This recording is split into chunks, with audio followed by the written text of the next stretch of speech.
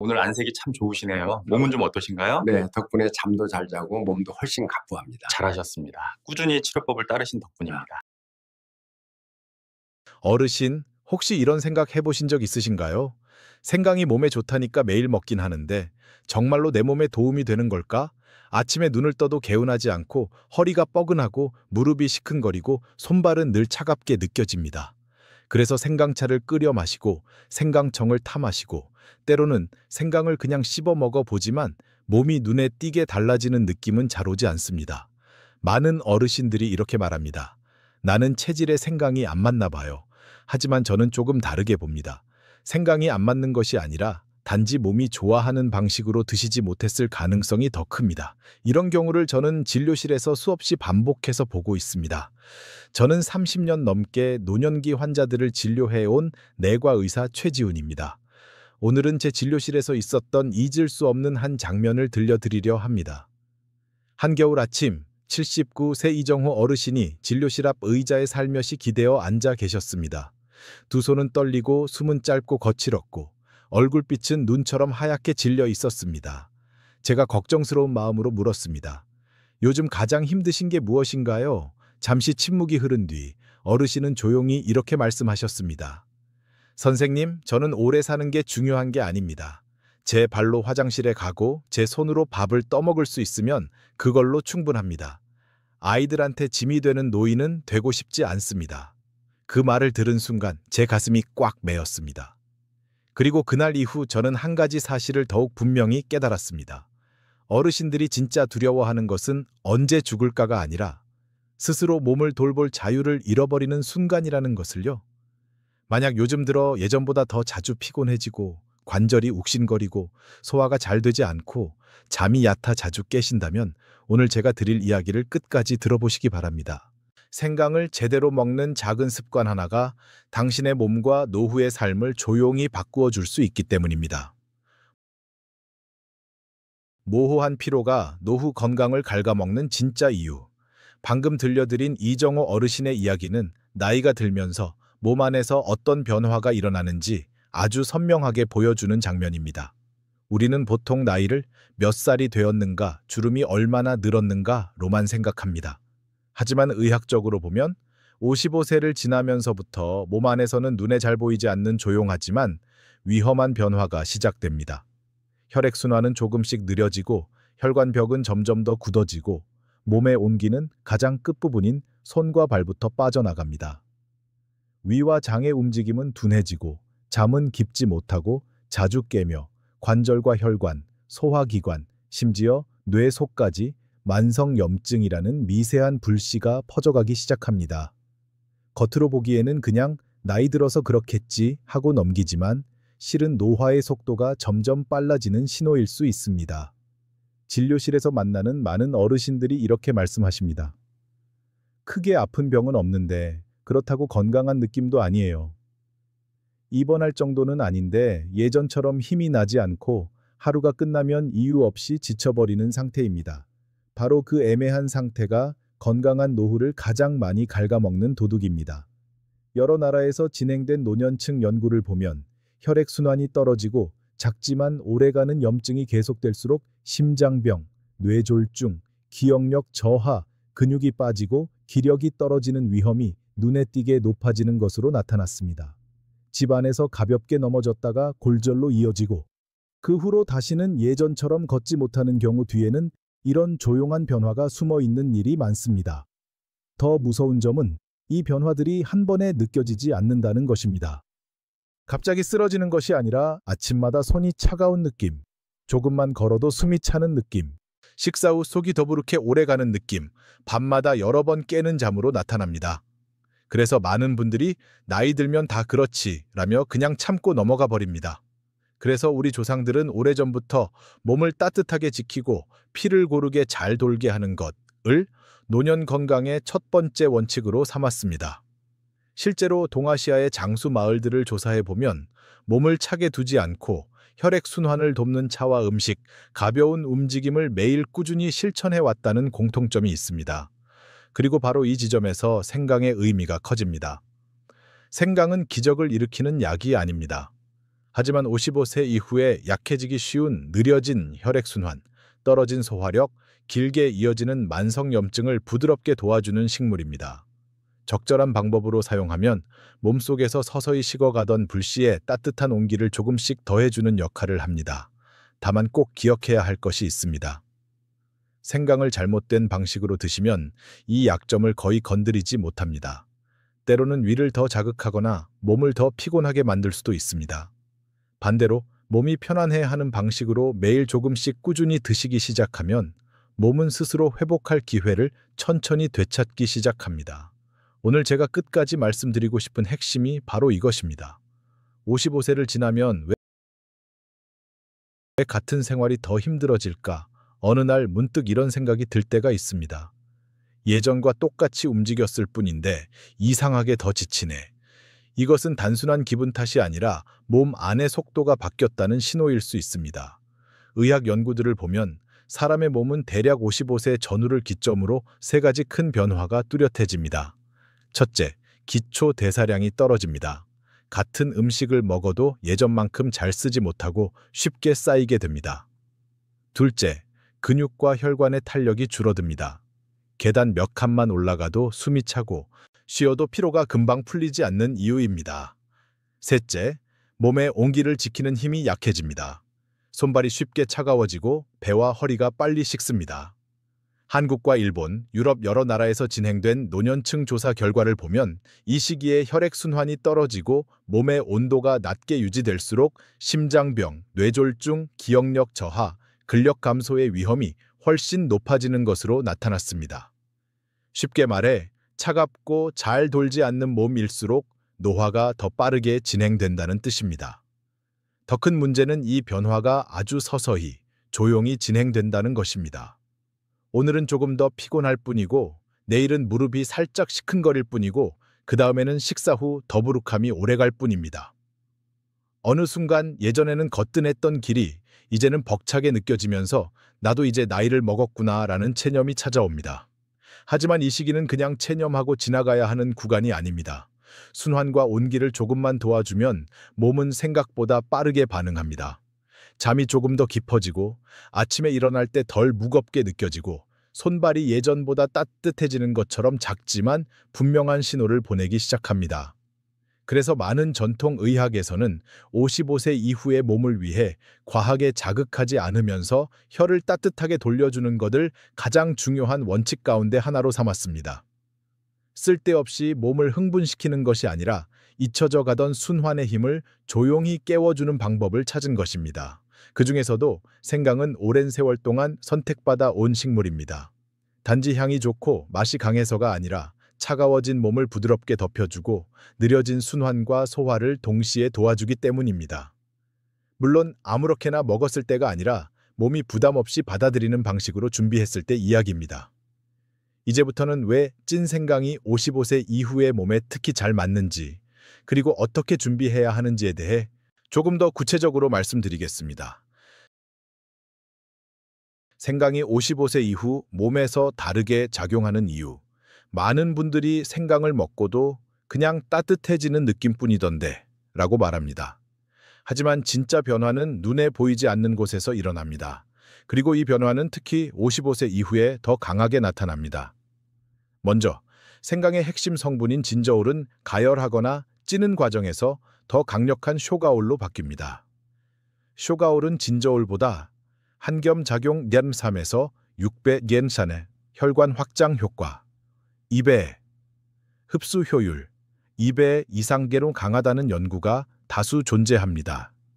일본 국립노화연구소 보고서에 따르면 쇼가올은 나이가 들수록 감소하는 말초 미세혈류를 가장 빠르게 개선시키는 자연 성분 중 하나입니다. 그래서 손발 냉증 느린 소화, 가벼운 두통, 만성 피로 같은 증상들이 짧은 기간 안에 완화되는 것입니다. 특히 55세 이후 생강 반응이 커지는 이유는 명확합니다. 혈관이 굳고 직경이 좁아짐, 위와 장의 운동성이 떨어짐, 염증 수치 CRP, ESR가 상승함, 수면의 깊이가 얕아짐. 이 네 가지는 모두 생강이 직접 영향을 주는 영역입니다.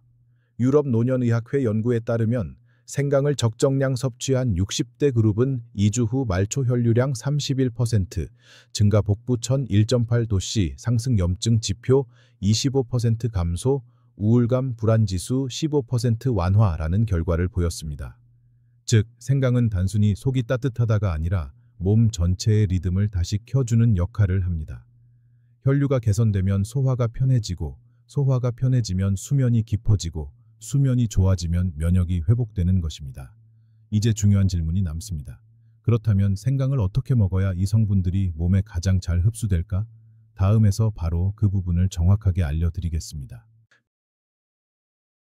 매일 먹으면 좋은 사람, 조심해야 할 사람, 그리고 적정량, 이제 아주 현실적인 이야기로 들어가 보겠습니다.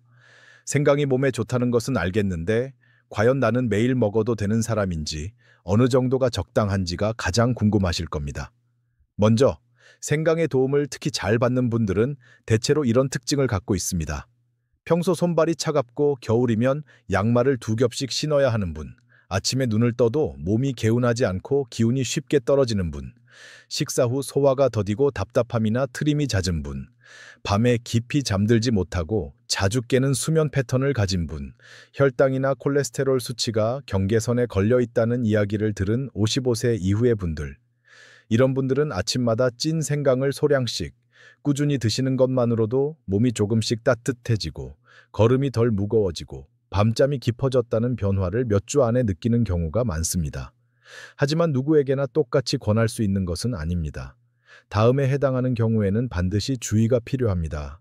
와파린, 고용량 아스피린 등 혈액을 묽게 하는 약을 복용 중인 분, 심한 위염, 윗궤양, 역류성 식도염으로 조금만 자극을 받아도 속이 뒤틀리는 분, 큰 수술을 앞두고 있거나 최근에 수술을 받은 지 얼마 되지 않은 분, 잇몸에서 피가 자주 나거나 멍이 쉽게 들고 잘 가라앉지 않는 분, 6세 미만 어린아이, 이 경우에는 생강이 아무리 몸에 좋다고 해도 스스로 양을 정해 드시기보다는 반드시 담당 의사와 먼저 상의하는 것이 안전합니다.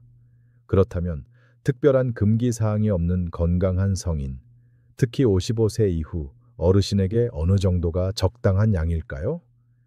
제가 진료실에서 권하는 기준은 찐 생강 기준 3쪽 정도입니다.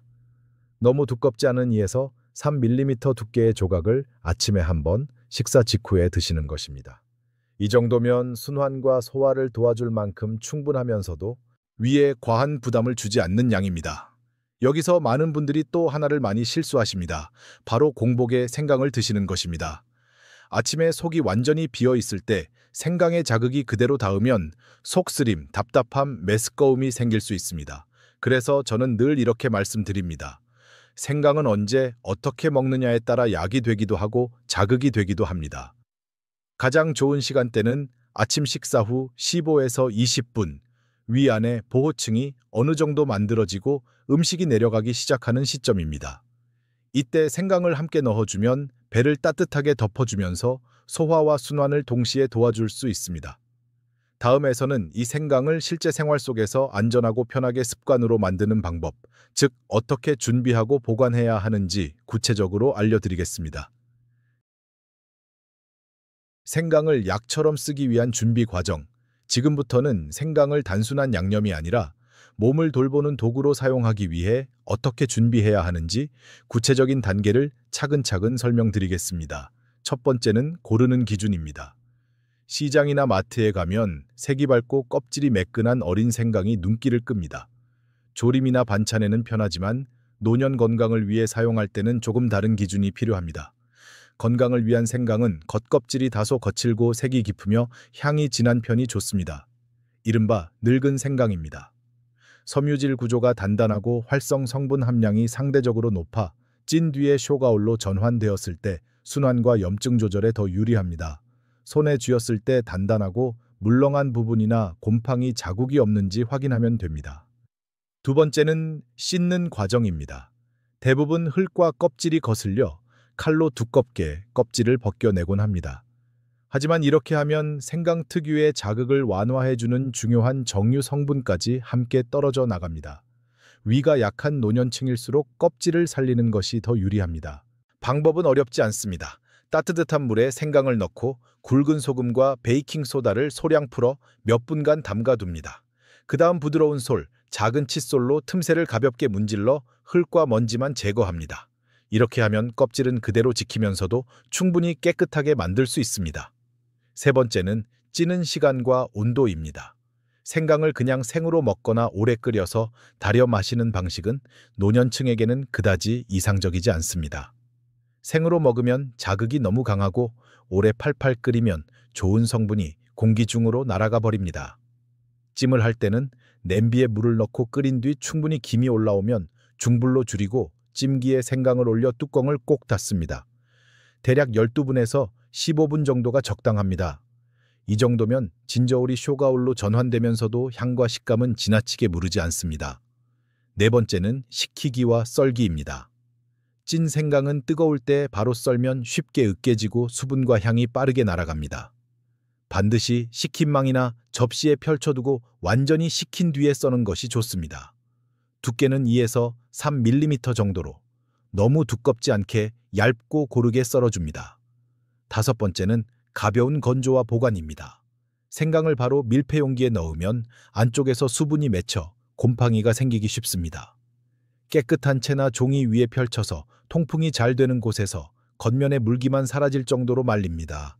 날씨가 습하다면 식품 건조기를 약한 온도로 짧게 사용하는 것도 좋습니다. 겉은 마른 듯하지만 속은 아직 부드러운 상태가 가장 이상적입니다. 이렇게 준비한 생강을 유리병이나 밀폐용기에 담아 냉장 보관하면 일주일 정도는 무리 없이 드실 수 있습니다. 다음에서는 이렇게 준비한 찐 생강을 아침 루틴 속에 자연스럽게 넣는 방법과 7일 동안 몸에서 어떤 변화를 관찰하면 좋을지 구체적으로 말씀드리겠습니다. 아침 한 번으로 충분한 7일 생강 체크 플랜. 이제부터는 머리로 이해하는 단계를 지나 몸으로 직접 느껴보는 시간입니다. 제가 환자분들과 가장 많이 함께 해온 방법은 복잡한 표나 앱이 아닌 아침 한 번, 하루 3번 체크라는 매우 단순한 플랜입니다. 일주일만 진심으로 해보면 생각보다 많은 것이 보입니다. 먼저 섭취 방법부터 다시 짚어보겠습니다. 아침 식사를 마친 뒤 15에서 20분 사이 찐 생강 3쪽을 천천히 씹어 드십시오. 너무 급하게 삼키지 말고 입안에서 향과 온기가 퍼지도록 10번, 20번 이상 꼭꼭 씹은 뒤 넘기시면 됩니다. 물을 곁들일 때도 생강의 맛이 완전히 씻겨 내려가지 않을 정도로만 소량을 마시는 것이 좋습니다. 그리고 하루를 3구간으로 나누어 자신의 몸을 관찰합니다. 첫 번째는 아침 구간입니다. 일어났을 때 몸의 무게감, 허리와 무릎의 뻣뻣함, 이불을 걷고 첫 발을 내디딜 때의 느낌을 잠시 멈추어 살펴보십시오. 손과 발이 얼음장처럼 차갑지 않은지, 전날보다 조금이라도 부드러운지 스스로에게 물어보는 것만으로도 몸의 신호에 더 민감해질 수 있습니다. 두 번째는 오후 구간입니다. 점심 식사 후 1에서 2시간 사이 배가 얼마나 더부룩한지, 트림과 가스가 얼마나 줄었는지, 식곤증이 예전처럼 심한지 확인해 보십시오. 예전에는 밥만 먹으면 바로 눕고 싶었는데 요즘은 그래도 의자에 앉아 있을 만하다 라는 정도의 변화도 아주 중요한 신호입니다. 세 번째는 밤 구간입니다.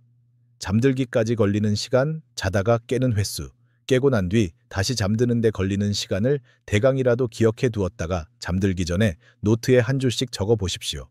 오늘은 2번 깼다. 어제보다 1번 줄었다. 이런 기록이 모이면 7일 후에는 흐름이 분명하게 보입니다. 1에서 2일째는 위와 장이 생강에 적응하는 기간입니다. 만약 속이 무겁거나 쓰린 느낌이 있다면 바로 멈추고 하루 정도 쉬어간 뒤 양을 이쪽으로 줄여 다시 시작해 보십시오. 새부터 네일째는 손발 온도와 소화 상태, 오후 피로감에 집중합니다. 5부터 7일째는 수면과 아침 컨디션에 초점을 맞추어 예전과 무엇이 달라졌는지를 느껴보십시오. 가능하다면 작은 공책 한 권을 따로 정해두고 아침, 오후, 밤을 나누어 한 줄씩만 적어보십시오. 아침, 발시림 조금 덜함. 오후, 밥 먹고 눕고 싶지 않음. 밤, 2번 깨고 다시 금방 잠듦. 이렇게 짧게만 기록해도 충분합니다. 나중에 페이지를 넘겨보시면 몸이 어떻게 천천히 변해왔는지 눈으로 확인할 수 있고 그 경험이 생각 루틴을 꾸준히 이어가는 가장 큰 동기가 됩니다. 작은 문장이 쌓이면 몸의 변화도 그만큼 또렷해집니다. 오래가는 루틴으로 만드는 마지막 한 걸음, 이제 7일 루틴까지 함께 살펴보았습니다. 어쩌면 화면 너머에서 정말 이것만으로 달라질까 하고 조금은 의심스러운 마음이 들 수도 있습니다. 저 역시 젊은 시절에는 그랬습니다. 하지만 수십 년 동안 진료실에서 어르신들을 만나며 한 가지는 분명히 알게 되었습니다. 사람의 몸은 거창한 변화가 아니라 작은 변화를 꾸준히 이어갈 때 가장 크게 반응한다는 사실입니다. 생각은 그 작은 변화를 만드는 매우 현실적인 도구입니다. 값비싼 보약도 아니고 수술이나 시술처럼 부담이 큰 방법도 아닙니다. 그저 부엌에 늘 두고 아침 식사 후 몇 분만 시간을 내면 되는 습관입니다. 그러나 바로 그 습관이 손발의 냉증, 만성 피로, 소화 불량, 얕은 잠처럼 오래된 불편함을 조금씩 풀어주고 노년기의 삶의 질을 바꾸어 놓을 수 있습니다. 중요한 것은 완벽하게 지키는 것이 아니라 포기하지 않는 것입니다. 어떤 날은 깜빡 잊을 수도 있고 몸 상태가 좋지 않아 생각을 쉬어야 하는 날도 있을 것입니다. 그럴 때 역시 나는 꾸준함과는 거리가 멀어 라고 자신을 책망하지 마십시오. 그 대신 이렇게 말해 보시길 바랍니다. 오늘은 쉬었지만 내일부터 다시 시작하면 된다. 몸은 우리가 다시 손을 뻗을 때마다 그 손길에 응답해 줍니다. 가능하다면 혼자가 아니라 가족과 함께 시작해 보십시오. 부모님께 아침에 밥 드신 뒤에 찐 생강 3조각만 씹어 드셔보세요. 제가 일주일 동안 함께 기록해 볼게요. 라고 제안해 보시는 것도 좋습니다. 함께 적고 함께 비교해 보면 혼자서는 느끼기 어려웠던 변화가 훨씬 뚜렷하게 보입니다. 작은 노트 하나를 준비해 아침, 오후, 밤의 느낌을 하루에 한 줄씩만 적어 보십시오. 발이 덜 시렸다. 밥 먹고 덜 눕고 싶다. 밤에 2번만 깨고 다시 금방 잠이 들었다. 이런 짧은 문장이 쌓이면 언젠가 페이지를 넘기며 이렇게 말하게 될 날이 올 것입니다. 생각보다 많이 바뀌었구나. 나이는 누구에게나 공평하게 들지만 노후의 모습은 모두 같지 않습니다. 어떤 분은 자신의 몸을 끝까지 스스로 돌보며 살고 어떤 분은 너무 이른 나이에 움직임과 기억을 잃어버리기도 합니다. 지금 선택하는 작은 습관 하나가 그 갈림길을 조금씩 바꿀 수 있습니다. 마지막으로 꼭 기억해 두셔야 할 점이 있습니다. 심장병, 당뇨, 심혈관 질환처럼 이미 진단을 받은 기저질환이 있거나 여러 가지 약을 동시에 복용 중이라면 생강을 본격적인 습관으로 삼기 전에 반드시 담당 의사와 상의해 주십시오. 몸에 좋은 것이라도 내게 맞는지 확인하는 과정이 먼저입니다. 그 신중함이야말로 진짜로 자신을 아끼는 태도입니다. 이 채널을 구독해 두시면 앞으로도 어르신들의 혈관, 뇌, 심장, 근육을 지키는 방법을 쉽고 이해하기 편하게 계속 나누어 드리겠습니다. 작은 알림 하나가 당신과 가족의 미래를 바꾸는 계기가 될 수 있습니다.